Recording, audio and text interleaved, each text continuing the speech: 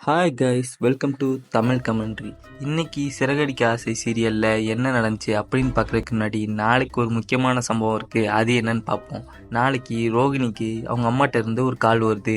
ரோகிணியோட பையனுக்கு உடம்பு சரியில்லைன்னு. உடனே ரோகிணி ஆஸ்பத்திரிக்கு கிளம்பி வேகமா போறாங்க. அங்கதான் முத்துவும் மீனாவும் ஆஸ்பத்திரிக்கு போயிட்டு வெளியே வராங்க. ரெண்டு பேருமே மீட் பண்ணிக்கிறாங்க. அதுக்கப்புறம் ரோகிணி என்ன சொல்லி சமாளிச்சாங்க அப்படிங்கிறது தான் நாளைக்குள்ள எபிசோடோட கதை. எப்படியும் டைரக்டர் ரோகிணியை காப்பாத்திடுவாரு. இருந்தாலும் என்ன மாதிரி சொல்லி சமாளிக்கிறாங்க அப்படிங்கிறது தான் நாளைக்குள்ள மேட்ரு. சரி, இன்னைக்கு எபிசோட்ல என்ன நடந்துச்சு அப்படிங்கிறத பார்ப்போம். இன்னைக்கு எபிசோட்ல முத்து, அவங்க அப்பா, மனோஜ் 3 பேரும் ஒரு ரூம்லையும், விஜயா, ரோகிணி, மீனா 3 பேரும் ஒரு ரூம்லையும் படுக்கிறாங்க. வழக்கம் போல விஜயா மீனாவை அவமானப்படுத்தி ரோகிணியை தூக்கி வச்சு பேசிட்டு தான் 3 பேருமே படுத்திருக்காங்க. முத்து ரூம்ல முத்து வந்து மனோஜை கலாய்க்கிறதுக்காகவே ஒரு கதை சொல்ல ஆரம்பிக்கிறாரு. அதாவது, ஒரு வயசான பாட்டி 27 லட்சத்துக்கு ஒரு வடை சொல்றாங்க. அந்த வடைய ஒரு கூறுகெட்ட காக்கா தூக்கிட்டு போயிடுது. அந்த காக்காட்ட இருந்து ஒரு கேடி நெறி அந்த வடைய புடிஞ்சிக்கிட்டு ஓடிடுது. இந்த மாதிரிதான் இருக்கு அந்த கதை. இதை கேட்டு மனோஜ் டென்ஷன் ஆகி கத்த வர, அண்ணாமலை 2 பேத்தையும் அமைதியா பாடுங்க அப்படின்னு சொல்லிட்டு அவர் தூங்கிடுறாரு. ஆனா முத்து நிறுத்துற மாதிரி தெரியல. முத்து கதை சொல்லிக்கிட்டே தான் இருக்காரு. மனோஜால தூங்கவே முடியல.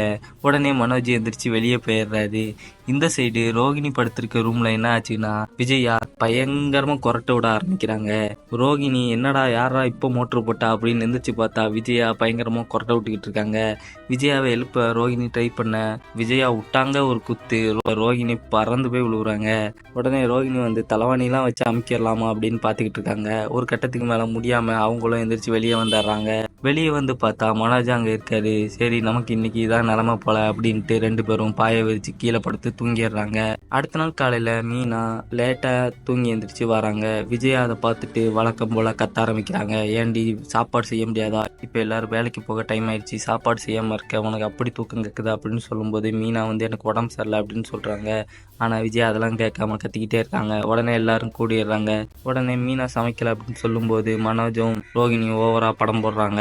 அதுக்கப்புறம் முத்து மீனா இனிமே யாருக்கு சமைக்க மாட்டா அப்படிலாம் சொல்லிக்கிட்டு இருக்காங்க. இந்த மாதிரி போவ எல்லாருமே பட்னியா போயிடுறாங்க. அதுக்கப்புறம் முத்து மீனாவை வா ஆஸ்பத்திரி போவோம் அப்படின்னு கூப்பிடுறாரு. இதுதான் இன்னைக்கு இல்லை எபிசோடோட கதை. இந்த மாதிரி வீடியோ பார்க்குறதுக்கு நம்ம சேனலை சப்ஸ்கிரைப் பண்ணி வச்சுக்கோங்க. நாளைக்கு ஒரு வீடியோவில் உங்களை சந்திக்கிறேன். டாடா, பாய்.